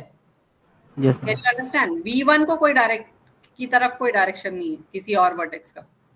राइट। V1 से जा रहे हैं डायरेक्शन, V1 की तरफ कोई डायरेक्शन नहीं है। Yes ma'am. ठीक है ना? तो इसलिए बाकी जो वर्टिसेस हैं सब उनकी तरफ कोई ना कोई डायरेक्शन आ रहा है, लेकिन V1 को कोई डायरेक्शन नहीं जा रहा है। इसलिए वो बोल रहा है कि all other vertices are dependent upon other vertices except for the V1। बाकी वर्टिसेस डिपेंडेंट हैं, राइट? सो अगर आपको एनी मेजर टास्क जो आपका मेजर टास्क है can be broken down to several subtask, तो आप सेवरल सब टास्क में ब्रेक डाउन कर सकते हो ना, सब ग्राफ बना सकते हो ना इसमें से। यस। सिंपल छोटे छोटे सब ग्राफ्स बनाए जा सकते हैं इसमें से। ठीक है, तो उसी को कैसे वो ऑर्डरिंग करके दिखा रहा है, उसे हम टोपोलॉजिकल सॉर्टिंग और ऑर्डरिंग कहते हैं। तो यहाँ पर ये एग्जाम्पल क्या दे रहा है कि हमने इनपुट किया वर्टेक्स V और G, टोपोलॉजिकल ऑर्डरिंग G हमारा ग्राफ है। Search for a node V with 0 in degree, no incoming edges and order it first in topological sorting। तो पहले हमने क्या करना है, पहले वाला एज जिसकी तरफ कोई भी और एज नहीं आ रहा है, उसकी तरफ कोई नहीं है, तो वो पहला हमारा एज होगा, पहला वो वाला नोड होगा। ठीक है, पहला वर्टेक्स वो होगा जिसकी तरफ 0 डिग्री है, यानी कि 0 in degree, यानी कोई नो इनकमिंग एजेस उसकी तरफ नहीं आ रहे हैं, तो वो पहला हमारा टोपोलॉजिकल ऑर्डरिंग में होगा। ठीक है, sorting remove V from G, यानी इस वर्टेक्स को हमें रिमूव कर देना है। अब कौन से बचे? अब ये बाकी ये वाले बचे ना, ये V को हटा दो, V1 को हटा दो, V2 V8 ये वाला सेक्शन, ये वाले एरोज भी हटा देना। V1 हटाओगे तो ये एरोज भी हट गए जो एज है। अब रह गया ये वाला, ये इतना पोर्शन ग्राफ का। अब इनमें से आपको अब चेक करना है, अब V2 होगा next, V2 and V3, V2 and V3, हाँ, जिसके की तरफ एजेस डायरेक्ट नहीं हो रहे हैं अगर V1 हटा दे तो, यही है ना? Yes ma'am. तो V2 और V3 की तरफ अब एजेस डायरेक्ट नहीं हो रहे हैं जी। ठीक है, तो अब नेक्स्ट जो आपका सॉर्टिंग में कौन सा एज आएगा? V2 V3 और V3।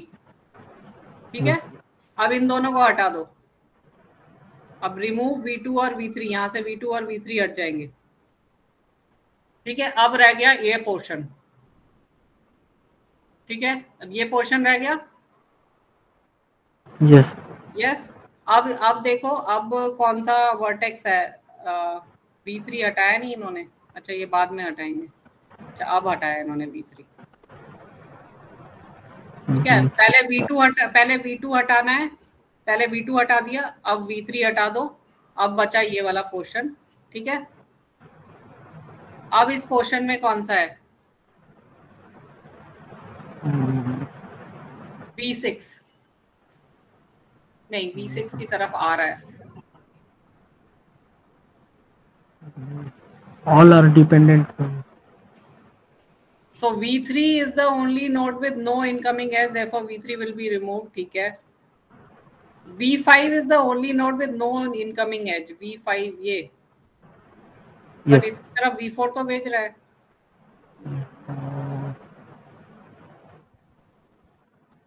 मैम V3 भेज रहा था मैम उसको. V3 was अच्छा V3 भेज रहा था, इन्होंने गलत एज लगा दिया यहाँ.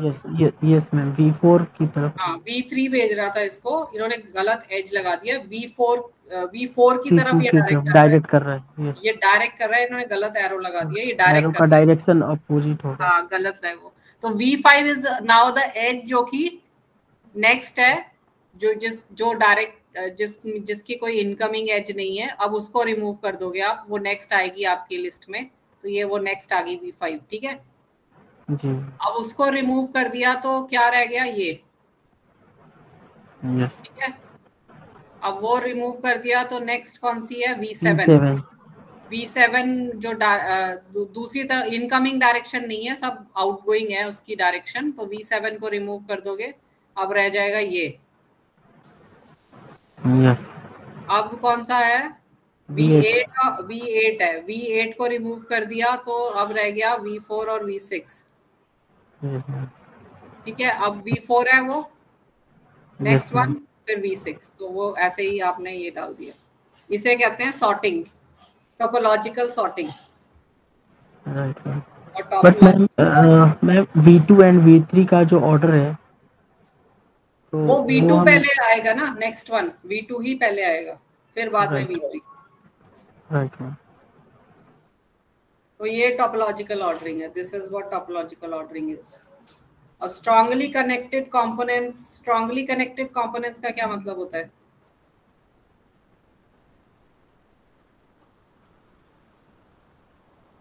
म्यूचुअली रीचेबल का मतलब समझते हो? वो वर्टिसेस जो आपस में हम किसी भी तरह से रीच कर सकते हैं. Mutually strongly connected component is a maximum set of vertices M subset of V such that every pair of vertices in M are mutually reachable.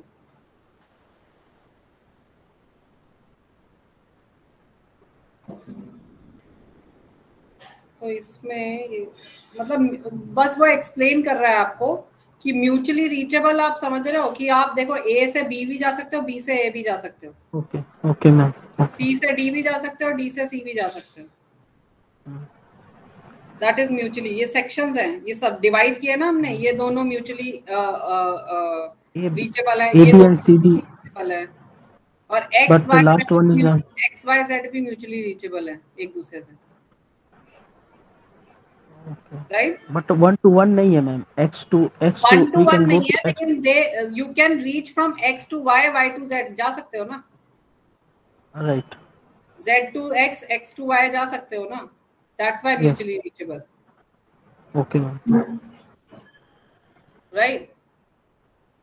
तो इसको कहते हैं. तो this is what this part of the section, ये जो आपका block 3 था, ये सब था आपका, जिसमें हमने ग्राफ के कुछ depth first search, breadth first search और टोपोलॉजिकल ऑर्डरिंग देखा, और ग्रीडी टेक्निक देखा, और हमने डिवाइड एंड कॉन्कर टेक्निक देखा. This was your block 2.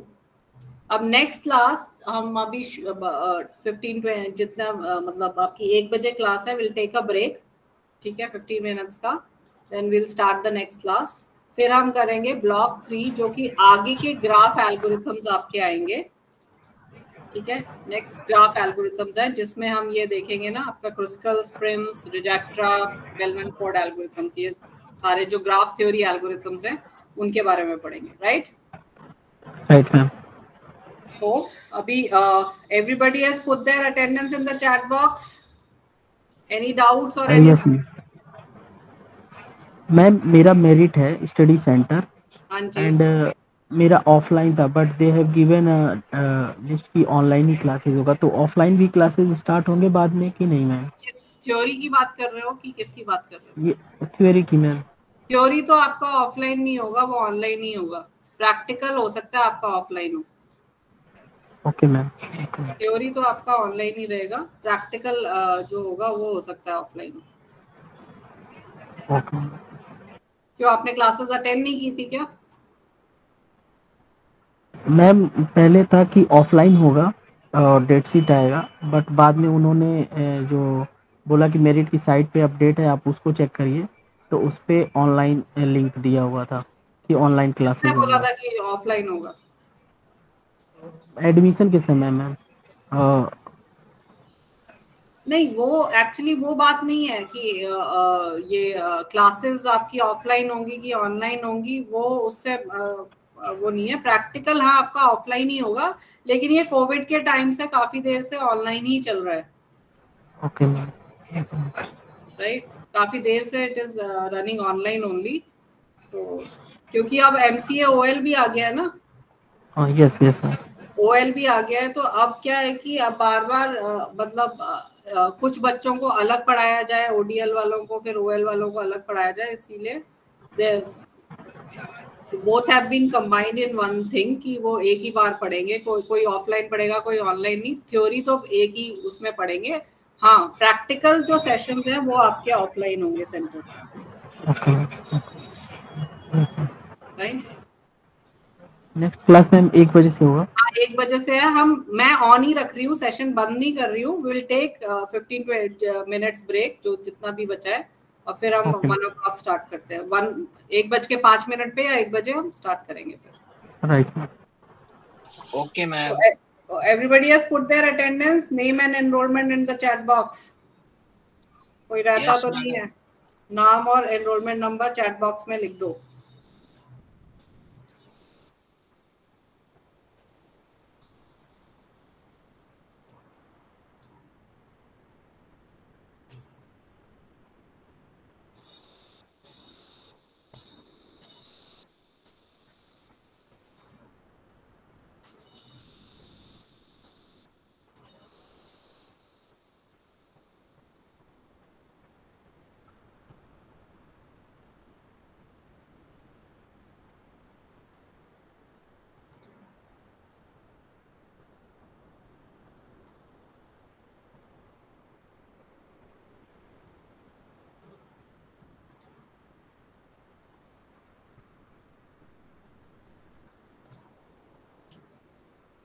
सो मैं म्यूट कर रही हूँ।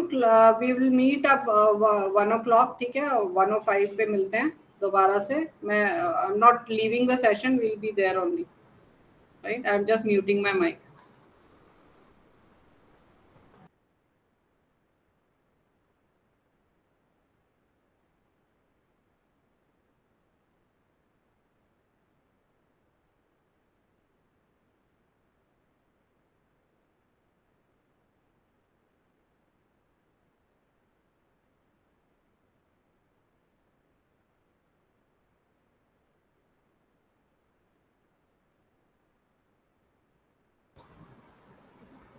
Yudhvir Kilore, do you want to ask something? आपने अपना हाथ रेस किया है।